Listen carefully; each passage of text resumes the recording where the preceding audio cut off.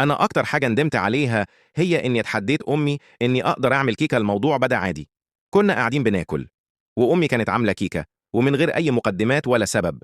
قلت لأمي: على فكرة أنا ممكن كمان أعمل كيكة أحسن من دي. ردت عليا وقالت لي: يا بنتي، آخر مرة دخلتي المطبخ عشان تسلقي بيضة اتصلنا بالمطافي والجيران طلعوا يجروا بهدوم البيت في الشارع.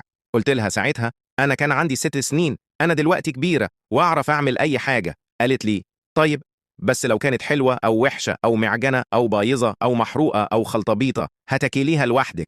قلت لها ماشي. بعدها دخلت المطبخ وجبت وصفة على النت، وكانت أول حاجة إني أحط سمنة وسكر وبعدها أحط البيض. بس أنا غلطت وحطيت البيضتين من غير ما أكسرهم عشان كنت فاكرة كده، وحطيت 20 معلقة سكر ونص علبة سمنة. بعدين حطيت فانيليا وضغطت كل ده في الخلاط، وبعدها حطيت الخليط في الصينية على الفرن على طول. وفي الآخر طلعت لي الكيكة لونها أسود من تحت. لما وريتها لامي خلتني أكلها قدامها كلها وقالت لي: إيه رايك؟ قلت لها: جميلة تحفة. وعدت أكلها قدامها ووجهي عليه علامات الانبهار بينما بطني بيتقطع. وفي الآخر أحب أقول ربنا يسامحني بقى على الكذب ويشفي وجع بطني ده.